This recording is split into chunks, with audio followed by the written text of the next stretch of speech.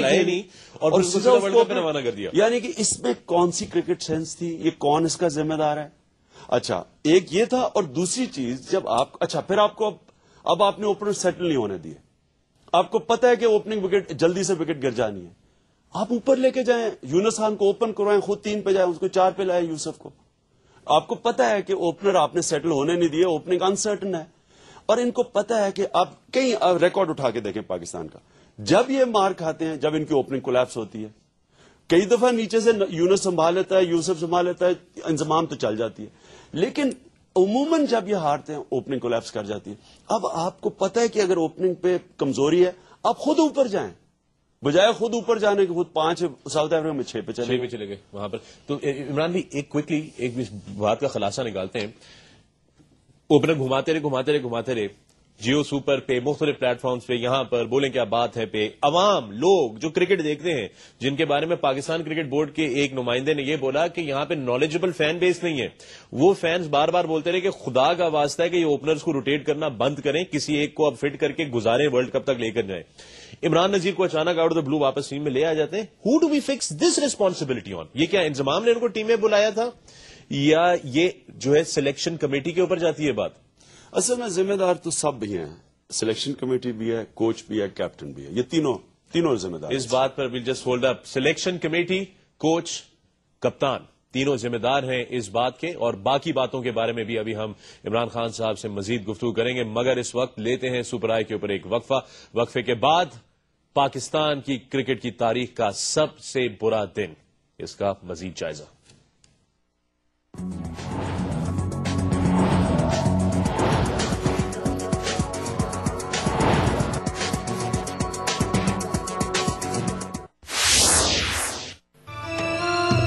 जमात अहले सुन्नत की तरफ से जश्न ईद मिलादुन नबी जलसा और जुलूस बरोज इतवार अप्रैल 8 11 बजे से 1 बजे तक। मजीद मालूमात के लिए इन नंबरों से राब्ता कीजिए।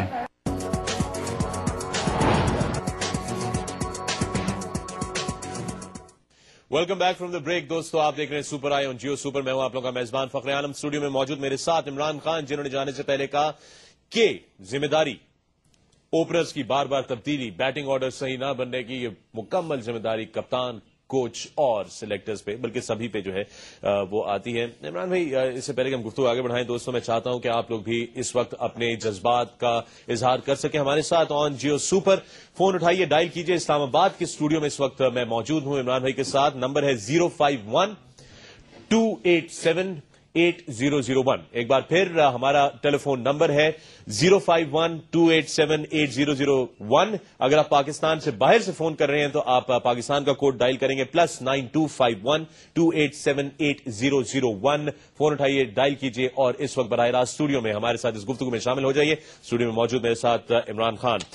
इमरान भाई, आपने कहा कि पीसीबी के कोच, कप्तान, मैनेजमेंट, ये सभी जिम्मेदार हैं, ये जो सारे का सारा वो चलता है। एक सेकंड के लिए चलते हैं अपने चीफ सिलेक्टर साहब की तरफ। मैं कहता हूं कि एक तरफ, और आवाम भी ये कहती है, जो एसएमएस आ रहे हैं, जो ईमेल्स आ रही हैं, उनसे वाज़ेह तौर पे एक बात सामने आ रही है कि लोग जो है वो कह रहे हैं कि ढिठाई की इंतहा हो गई है, बेशर्मी की इंतहा हो गई है, कि पाकिस्तान के चीफ सिलेक्टर वसीम बारी साहब ने बयान दिया कि जी मैं क्यों मुस्तफी हूं, मेरा कसूर थोड़ी है कि टीम हार गई है। और वसीम बारी साहब ने मेरा ख्याल है कोई कसर नहीं छोड़ी पाकिस्तान क्रिकेट की टीम को तबाह बर्बाद करने में। लोगों का ये कहना है, चैनल का ये व्यू नहीं है, चैनल न्यूट्रल रहता है, लेकिन मैं एक पाकिस्तानी क्रिकेट फैन होने की हैसियत से ये हक जरूर रखता हूं कि मैं भी अपनी वॉइस कंसर्न करूं बाकी तमाम आवाम के साथ मिलकर।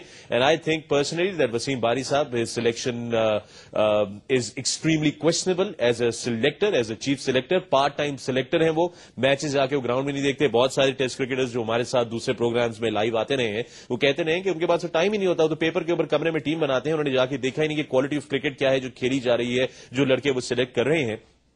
और ये कि वसीम बारी साहब कब तक पाकिस्तान की क्रिकेट के साथ ये मजाक करते रहेंगे? कब तक वसीम बारी जो है इतने सारे नौजवान लड़कों के टैलेंट्स को, उनकी जिंदगियों को बर्बाद करते रहेंगे? कब तक हम बर्दाश्त करेंगे? मतलब ये बताएं, इसका कोई अकाउंटेबिलिटी होगी, नहीं होगी? किस तरह करें accountability? You tell us, where do we go, what do we do with this, what do we do with people like Wasim Bari? देखिए, एक क्राइसिस है ना, ये अपॉर्चुनिटी भी है। ये चाइनीज प्रोवर्ब है कि क्राइसिस इज एन अपॉर्चुनिटी। आपको मौका मिल जाता है کہ اپنی غلطیوں کی نشاندہی کریں, ان کو اینالائز کریں کہ یہ اصل آرٹ یہ ہے. تعلیم کا سب سے بڑا آرٹ یہ ہے کہ ایک انسان یا ایک ادارہ یا ایک ملک اپنی غلطیوں کی صحیح نشاندہی کرے, کہ ایکچولی کیا اینالائز کرے, کس وجہ سے ہم ہارے ہیں یا کس وجہ سے کرائسس ہے. اور یہ جب آپ کرتے ہیں اور اس کی جب آپ اپنی غلطیاں کو ختم کرتے ہیں اور ایلیمنیٹ کرتے ہیں, محنت کرتے ہیں دور کرنے میں, تو آپ زیادہ طاقتور ہو جاتے ہیں. آپ اپنی ایک کرائسس سے سیکھتے ہیں. ہمارے کینسر ہاسپٹل کو 1997 میں کرائسس میں چلا گیا. ہمارے اوپر میں پہلے میرا الیکشن لڑا تو جو ساری اپوزیشن تھی اس نے سارا اٹیک کر دیا ہاسپٹل کے اوپر کہ جی عمران ہاسپٹل سے فنڈ کر رہا ہے پارٹی کو. اس میں بنیاد تو کوئی نہیں تھی, نہیں کہ الیکشن میں کوئی کچھ بھی کہہ سکتا ہے. انہوں نے بجائے مجھے تو یہ نہیں کہہ سکتے تھے کہ وہ چور ہے یا وہ یہ ہے وہ ہے, انہوں نے سارا ہاسپٹل کرائسس میں چلا گیا.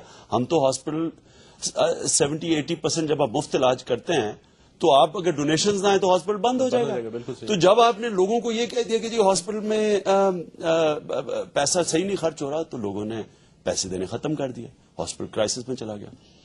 تو کیا ہم نے بیٹھے, ہم نے ساری مینجمنٹ بیٹھی, ہم نے اینالائز کیا کہ کدھر ہماری ایکسٹرا خرچہ ہے. ہم نے پہلے وہ خرچے دور کیے, جسے کہتے ہیں فیٹ کم کی. ہم نے پھر بیٹھ کے اسیس کیا کہ ہمارے اپنی بیس لائن پہ آ گئے کہ ہم نے کیسے اب گزارا کرنا ہے ایک مہینے کا.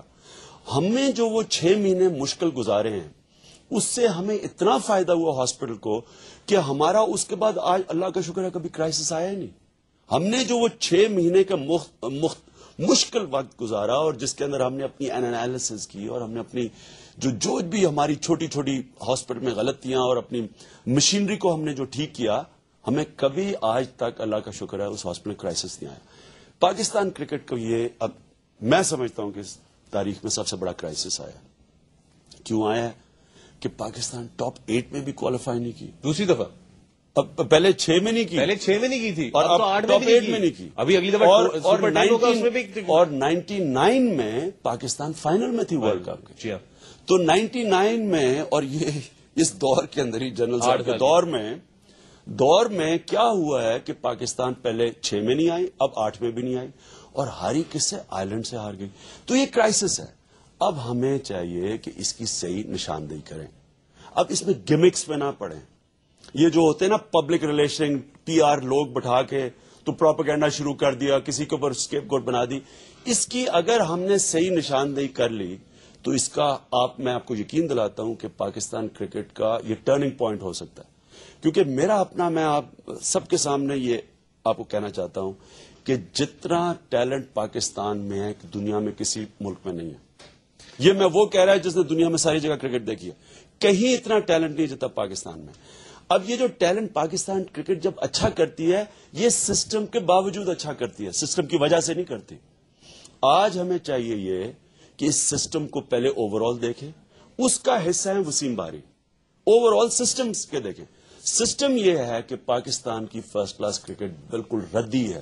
بالکل صحیح ہے, درست. شکر ہے انضمام الحق نے بھی پہلی دفعہ کہا جا کے جب ساؤتھ افریقہ میں ہارے, انہوں نے کہا اپنی فرسٹ کلاس کرکٹ کو ٹھیک کرو.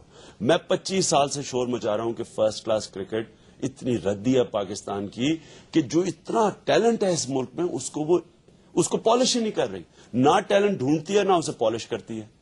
تو اصل پرابلم اگر انہوں نے نہ کیا, اکیڈمیز بھی یہ ساری گمکس ہیں. اکیڈمیز آسٹریلیا اکیڈمی کی وجہ سے دنیا کی بہترین ٹیم نہیں بنی. آسٹریلیا تو اکیڈمی سے پہلے بھی دنیا کی بہترین ٹیم تھی. ان کا فرسٹ کلاس کرکٹ